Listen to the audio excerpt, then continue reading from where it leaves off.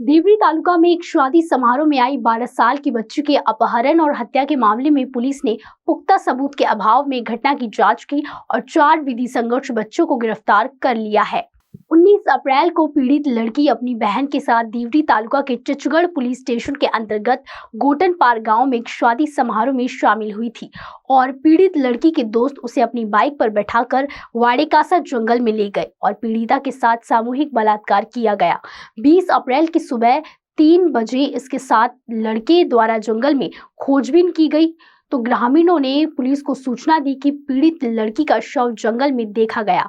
चूंकि पीड़ित अपने मोबाइल फोन पर कुछ बच्चों से चैट कर रहा था और हत्या का समय भी एक जैसा था, इसलिए पुलिस ने जांच कर और कानून का उल्लंघन करने वाले 4 बच्चों को हिरासत में लिया है और उनसे पूछताछ जारी है।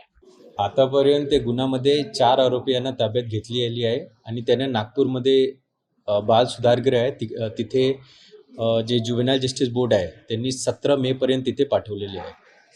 सर काय उद्देश होता त्या हत्या करण्याचा त्या आरोपींचा? आतापर्यंत माहितीनुसार जे उद्देश आहे ते सेक्शुअल ॲक्टिव्हिटीचे उद्देश होते आणि त्याचे दरम्यान काहीतरी भांडण झाले त्याच्यामध्ये आणि ते जे जुवेनाइल आहे त्यांनी ते कृत्य केले। सर मृत मुलगी कुठल्या वर्गात शिकत होती आणि आरोपी कुठल्या वर्गात शिकत होते यांचं काय कनेक्शन होतं नेमकं?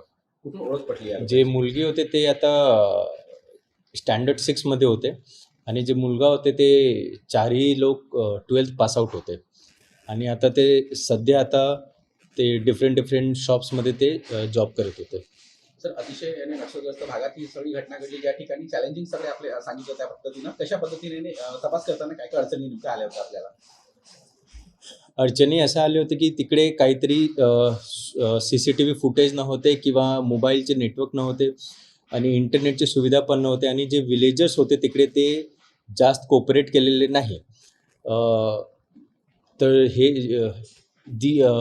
हे सगळे अडचण आले होते। तरी आमचे 40 लोक यामध्ये दिवस रात्री काम केले आणि 6 टीम तयार केले होते आणि ते सगळे टीम एकमेव सोबत कोऑपरेट करून आणि कोऑर्डिनेट करून ते गुन्हा उघड केले आहे। हे 4 लोक ताब्यात घेतले, त्यांच्यावर कोणत्या कलमांवर गुन्हा दाखल करण्यात आला? ते जे कलम आहे ते 302, 376, 363 IPC आणि 4 आणि 6 पॉक्सोचे ॲक्ट। जे 4 लोक होते त्याची वय आहे 17 साल 2 महिने, 17 साल 4 महिने, 17 साल 6 महिने आणि 17 साल 10 महिने। अरे बाराती आ गए। दीदी, दूल्हा तो घोड़ी पर नहीं हीरो पर आया है। मेरा हीरो है, हीरो पर ही आएगा। अब बारात घोड़ी पर नहीं हीरो पर आएगी। आलीशान से शादियों के कपड़ों की खरीद पर हर रोज मिल रही है 1 लाख की हीरो स्कूटर गिफ्ट। तो जोर शोर से शादी की शॉपिंग कीजिए। आपका जिससे हो मान आलीशान। PNC apply.